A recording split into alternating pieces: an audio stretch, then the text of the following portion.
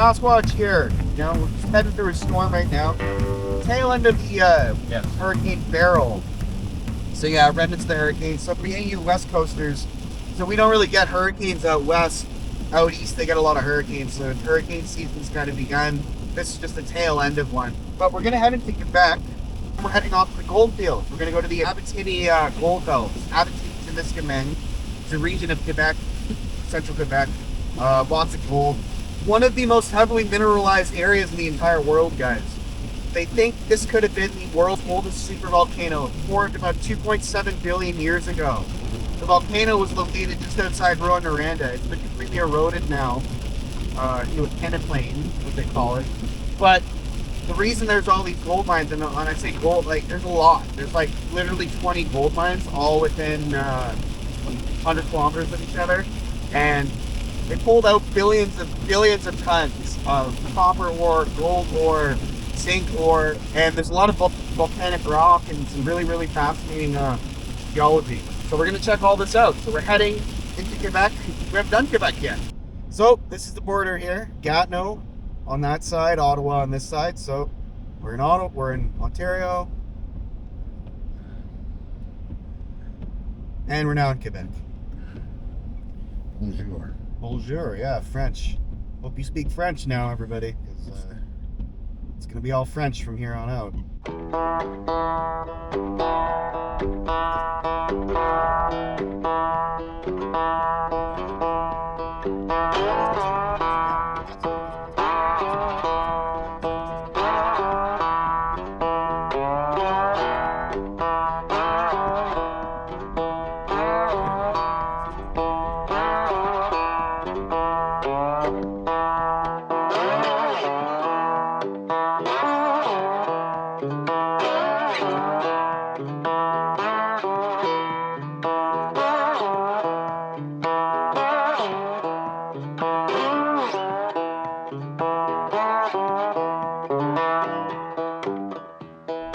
Now punching through the Laurentian mountain range, part of the Grenville Orogenies. The Museum of the Grenville Orogenies, the big mountain building event, Rodinia and stuff. All the continents were colliding with each other, and this whole region, just like BC, and how BC is a bunch of accreted terrain. So it's basically the way you think of it is you have land on top of the Pacific Ocean, right? The Pacific Plate, and you've got islands, right? Like Hawaii is the best example I can give today, and then the Pacific Plate in Vancouver, like where Vancouver is subducting, and I think it's like couple inches per year.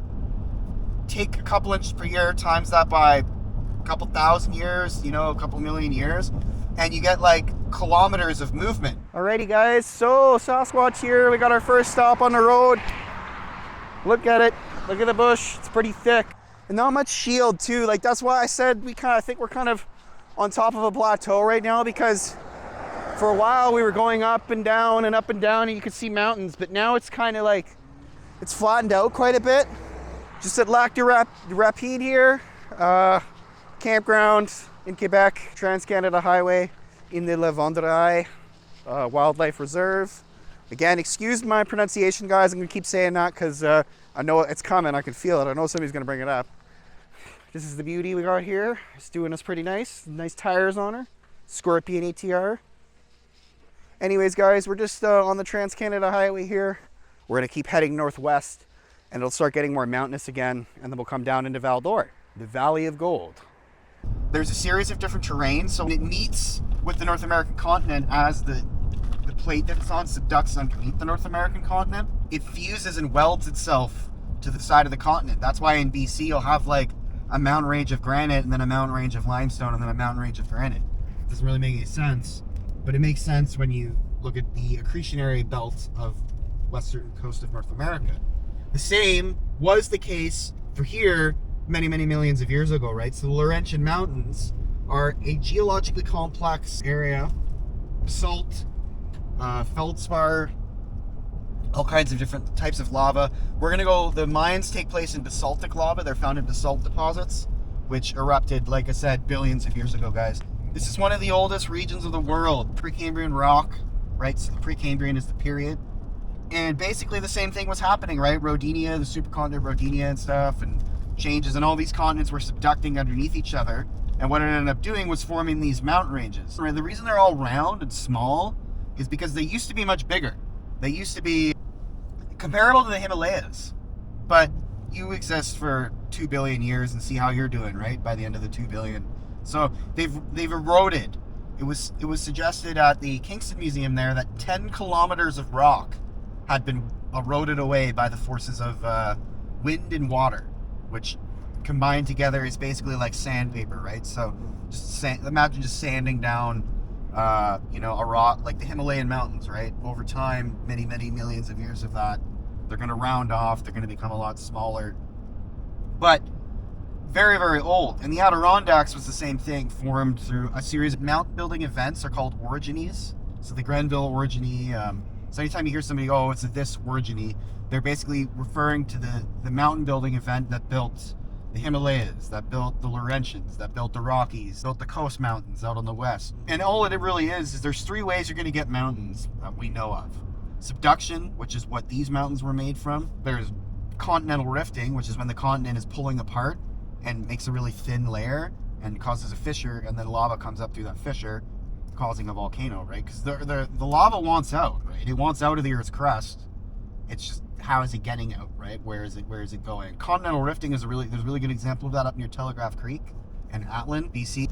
And then there's mantle plume volcanism, the Blake River megacaldera complex. That was a supervolcano from 2.7 billion years ago, and we're gonna go check that one out actually, because it's just outside Rouyn-Noranda. It's 3 calderas that were formed over the course of this is like millions and millions and millions and millions of years, guys. Like we live but a split second of a fraction, right, of like what time actually is in existence. Alrighty guys, so these Trans-Canada signs are cool. This is Quebec's version of it. Trans-Canadienne, Quebec, Nord. Pretty cool sign.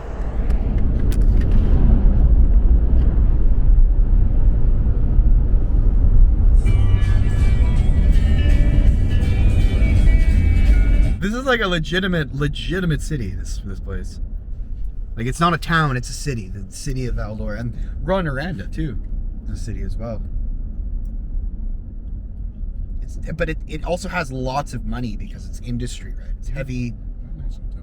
Yeah, mining, heavy industry. Like, oh, there we go. There's the head frame, guys. You see that? See that building that looks like a grain elevator? That's the head frame. That's the City of Gold. So this is Val D'Or, the town, Valley of Gold. I'm going to keep saying that just because people are going to make you confused, but they may not. Valley of Gold, and then we're now going to the City of Gold, which is an underground mine in Val D'Or. This is all vulcanized rock, guys. In 600 meters at the roundabout, take the 3rd exit onto Rue Saint-Jacques. There's a huge open pit mine there. I saw a truck too.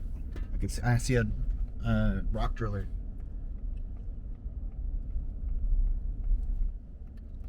Oh, they're the miner village. Yeah, we're close. This is the miners village. In 500 meters, you will arrive at your destination. Yep, that's so cool. The miners village is like houses now. They turn the miners village, so it's like actually still like a miners village. Except miners don't live there. That's really cool. Good for Quebec, man. I like Quebec. Quebec's a nice place. Like I said, guys, it's totally worth the fact that if you don't speak French and you have to like struggle, 100% worth it. Bienvenue un descente. Museum activities, expositions. So this is where you can get a tour. Like I said, they're guided tours, but this place is legit. Alrighty, guys, so we're at the City of Gold. So a little bit of history here. So this is the City of Gold. Partial view of Teck Corporation Lamaque Mine and the Bourlamaque Mining Village.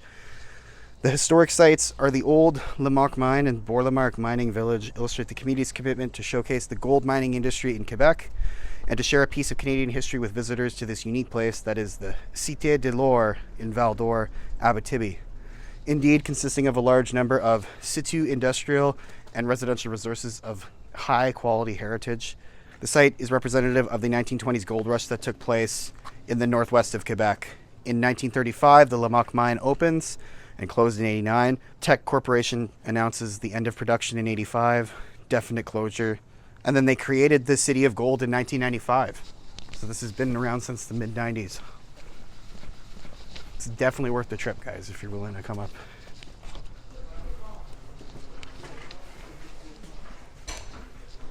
Okay, so this is the actual museum. Gold in Our Veins, this is their exhibit. All about these are all the people that took part of it, put a lot of work into this. So let's take a look.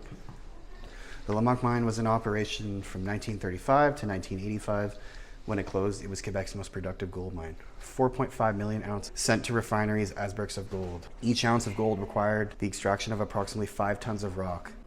John Charles Perry, better known as Jack Perry, arrived in Bourg-Lamaque in 1934 as chief engineer. He was elected town mayor in 1935, a position he held until 1944. In 1945, he became manager of the mine, a position he held until 1960. Prospectors look forward to storms that uproot trees and expose rock surfaces because they have led to major gold discoveries. Discoveries following storms resulted in the opening of the Horn mine, the Horn smelter, in Rouyn-Noranda in 1922, and the Sigma mine in Val D'Or in 1937. So this is a geological map of the Abitibi region. So mines in production. See mine. And look here, guys. All along this whole corridor. These are all mines. We're gonna drive through this whole corridor here. These are all mines, guys. Intrusive rock, metamorphic rock, volcanic rock. So the blue is the sedimentary rock, rocher sedimentaires. Cadillac, Larder Lake break, right? So that's the Cadillac break. Front du Grenville, that's the mountains, the Grenville orogeny, what I was talking about with the Laurentian Mountains in the Grenville province and the formation of the mountain ranges.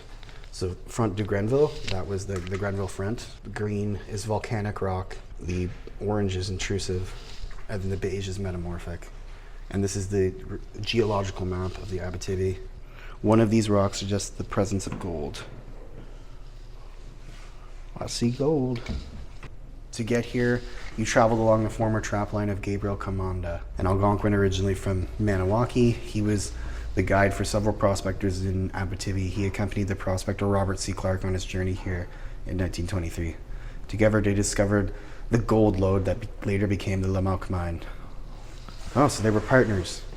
So that's the guide, Gabriel Commanda, and then that's the prospector, Clark, there. Although there was a local road network, the Abitibi region remained isolated from the rest of the province until 1939, when a segment of Highway 117 connecting Mount Laurier to Levacourt was opened up. Drill plugger. Very heavy drills, guys. 25 kgs. For many years, the primary selection when hiring mine workers was the strength and endurance. There was a time when future employees had to weigh at least 75 kg. Yikes. The employer wanted to be sure that workers were capable of handling hydraulic and pneumatic tools for hours at a time. Yeah, your arms would turn to putty, guys. Total putty. People from all over the world came to work here. Before 1937, Val D'Or was inaccessible by either railway or automobile. The first prospectors and miners arrived here by taking the train to Amos, then traveling up the Haricana River until they reached Lac de Montigny and Lac Boulin. A journey involving about 100 kilometers of travel. From the docks on these lakes, there were only a few kilometers of roads left to travel. The pole car vehicles rolled on rims over spruce logs. That's really cool. So look, it's got rounded rims and spruce logs. It's like a railway, but for a car. That's really cool. Abitibi, Algonquin word meaning where the waters divide. Region is located along the dividing line between the St. Lawrence and James Bay drainage basins.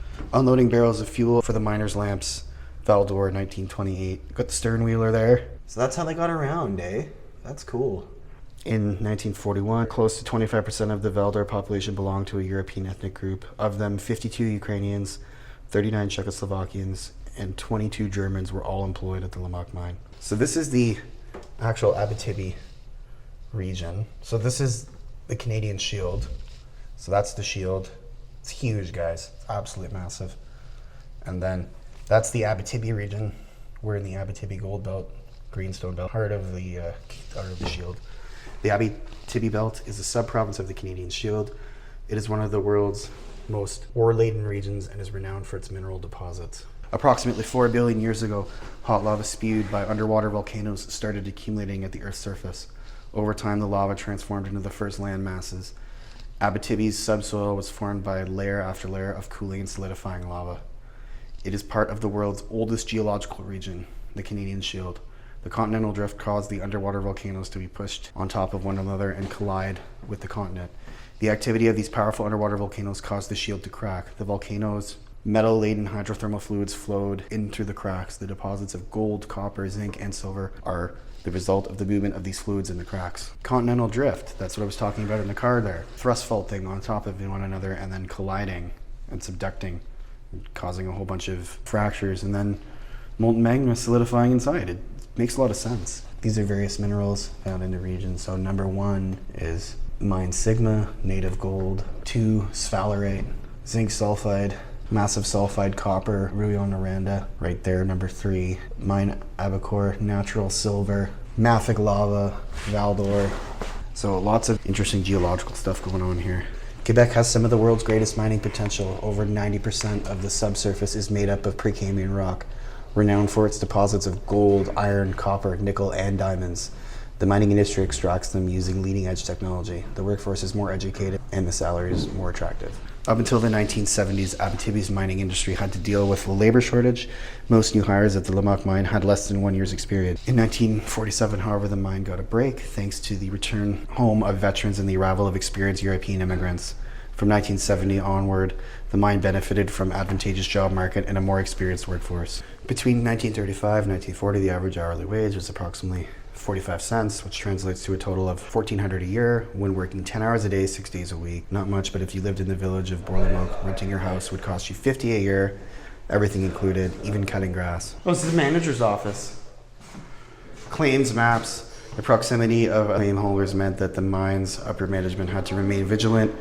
Everyone wanted to know what was going on in order to benefit from the same mining discoveries. So this is a map of all the claims. Lots of claims going on. These are various bits for drilling. Oh, nice. Blasting box, sampling bags, working guard, tensioning screw. Oh, surveying equipment. Theodolite. Yeah. Tons of old surveying equipment. Assaying ore. So this is the actual mine, guys, with the head frame and everything. Kind of just walk around it a little bit and look at it. La Cité de l'Or, City of Gold.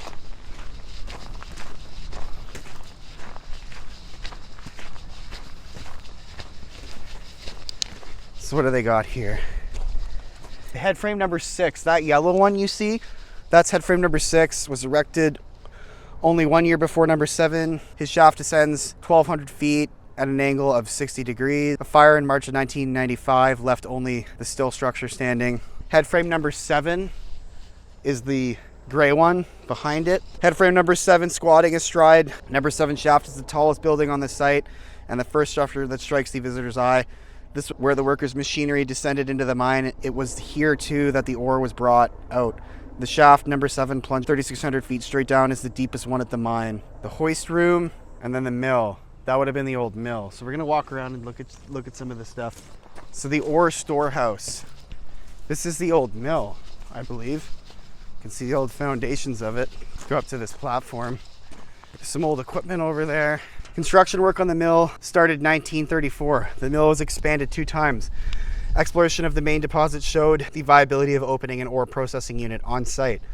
Like the mine itself, the mill would grow at a furious pace. 1935, processing operations at the mill began in April 1934. Capacity was initially 250 tons a day, but rose to 550 tons daily by November. 1936, ore was extracted faster than it could be processed. For every ton processed, another ton was kept in reserve. 1937, expansion work began. By November 1st, 1937, production had reached 1,000 tons a day and climbed to 1,200 tons a day by December. 1951, more expansion was necessary and capacity rose to 1,500 tons a day. New improvements were made. From this point on until 1973, the mill handled approximately 2,000 tons of ore a day. From 1973 until close, production gradually fell. When the mine closed in 1989, some of the equipment was dismantled to recover any gold that might have been accumulated inside. A total value of approximately $8 million was recuperated and the equivalent of 2 gold bricks. A fire in 1992 destroyed what remained of the mill. Once this had been done, only the mill foundations remained. So the fire kind of was its undoing, guys. And that was kind of it after. The mill processed ore extracted underground. Before the gold could be cast into ingots, the ore had to go through several steps. Crushing and grinding. The ore arrived at the mill in pieces, measured about 15 centimeters across or 6 inches. It was crushed in pieces smaller than 0.6 centimeters, a quarter of an inch, and grinded to a powder. Clarification and precipitation. Added cyanide dissolves the powder. Then it was allowed to settle, resulting in concentrate with a high percentage of gold. And the concentrate was dried, melted, and poured into a large crucible. The gold, being heavier than the other metals, would sink to the bottom, and it melted at higher temperatures than the other substances in the crucible. The gold will solidify first. While the other contents were still in a liquid state, the crucible would be tipped over, leaving a large lump of gold in the bottom. This lump would be melted again. It was not until it reached the mill that the actual grade of ore was assayed and the profitability of the whole mine was determined. During the first 10 years of operation, the grade was exceptionally high, rarely falling below 0.3 ounce per ton and even reaching 0.38 ounces per ton. The mine was turning enough profit to pay the equipment and assure dividends to the shareholders. Then between 1945 and 1952, the grade dropped from 0.3 to 0.2. Still, as the price of gold was rising, the mine remained sufficiently profitable overall. Between 1953 and 1981, the grade of the ore declined very slowly but inexorably to less than 1.0 ounce per ton. With this grade, it became difficult to justify the continued production, even though gold prices were relatively high. So this is the tour you can get of the mine. They'll take you down inside. It's like 2 hours long. $5 to get you into the museum and up top, and then the tour is a whole nother thing. There's some really cool old equipment there. Hard rock gold mining, Abitibi. Super rich here too. Hoist room there, that's the hoist room over there. You can see the cables coming out of the hoist room, so there'll be drums in there. We'll take a look at that, that'll be cool. There's all these cool billboards too. Tons of info. Work began on sinking number 7 shaft in September 1936. The main objective was to reach 610 meters, 2,000 feet by late 1937. By December, they had reached 386 feet, and work was halted to complete the construction of the head frame. The head frame was finished on January 1st, and work on the shaft resumed. By March 1st, they had reached a depth of 771 feet, and then 1,400 feet by June, 1,800 feet by August, and by late September 1937, they had hit their target of 2,000 feet. The first ore was brought up from shaft number 7 on October 1937. With better knowledge of the deposit, the company will sink the shaft even further down to 3,600 feet. And then in 1940, it was extended. It's been a landmark of the region for a long time, guys. Headframe number 7 was used to carry minor and materials up and down and to bring ore up. It was also through this shaft that all services, water, compressed air, ventilation, and electrical power were brought into the mine. Headframe number 7 was located directly over the exposed part of the main intrusion. Most of its ore was brought out through this shaft. The shaft was originally designed to use 2 skips with a capacity of 5 tons each. They proved slightly inadequate when the mill capacity was boosted to 2,000 tons a day in '51. The mine's engineers then designed a new skip made of aluminum, which increased the useful load to 6.3 tons. This type of skip was used until the mine closed. That's the type of skip used at headframe number 7 there. The mine operated 24 hours a day, 7 days a week. It employed 575 men of all nationalities, had an annual payroll of $2 million. Every day, 350 miners used 100 pneumatic drills, 60 scrapers, 20 electric trains running on 48.3 kms of rails in 50 stopes on 27 different levels to extract the 2,000 tons of ore needed to supply the mill. Elsewhere in the electromechanical and carpentry shops, 106 other workers were busy manufacturing and maintaining the different materials and equipment needed to keep the mine running. Carpentry work alone called for 50,000 trees and over 76,200 meters of board a year. By December 1960, the mine had produced 11.5 million tons of ore and 72 tons of gold. Mine number 3, the Lamaque mine, actually consisted of 3 mines, each one located on a different vein. Shafts number 6 and 7 serviced mine number 1. Mine number 3 was serviced by 1 shaft, and number 2 mine was serviced by a decline and a service shaft. La Cité de l'Or has set up the underground tour of number 2 mine. So this is them checking if their ore is any good, right? Because you don't want, not all ore is equal, right? See the scientists checking it out.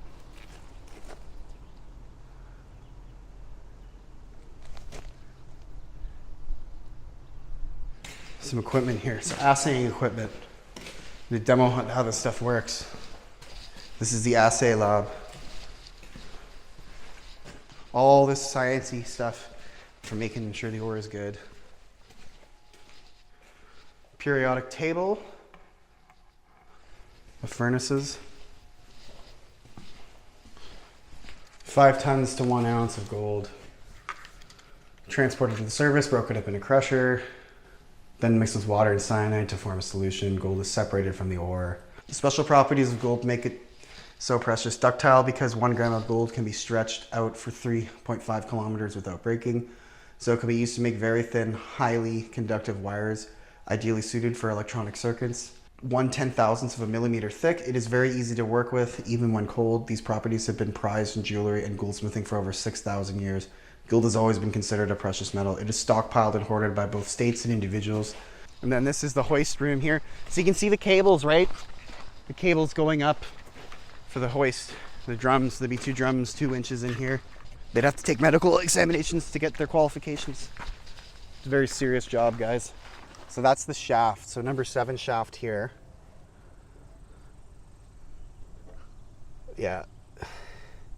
Shaft number 6 on the incline there is the service shaft, and then these are all the drifts, and then all the dikes deposits there. That's in the fire. Headframe number 6, March 3rd, 1995.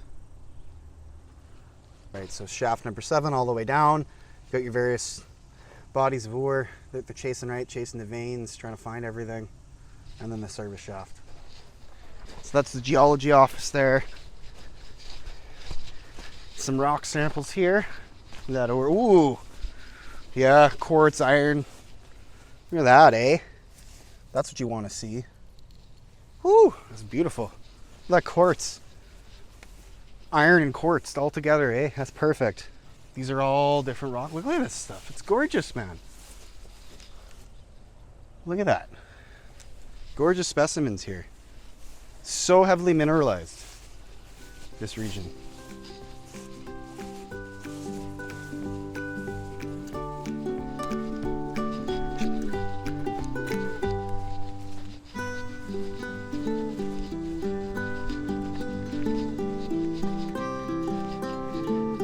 Head frame number 7.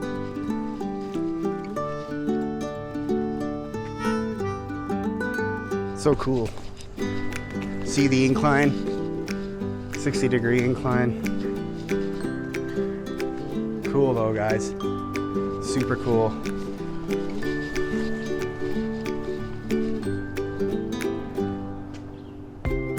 Alrighty guys, so we just finished up Val D'Or there, City of Gold in the Valley of Gold. French, obviously, that's pretty cool. In Quebec. So really cool to see the old history of hard rock mining, the Cadillac Fault. And we're going to continue along that. So we're going to continue along the Cadillac Fault, which is basically a massive fault that happened when subaqueous volcanoes erupted under the water and created a massive fault, a big crack basically, and then filled in with hydrothermal volcanic fluid, which we're going to see at the Lake River megacaldera as we drive by at Noranda there. And heading towards Northern Ontario now. We're going to take a tour of the Northern Ontario. We've got Malartic coming up. It's going to be good, guys. So make sure you like and subscribe to the channel. Hit the bell icon to get notified. And Sasquatch Prospector out.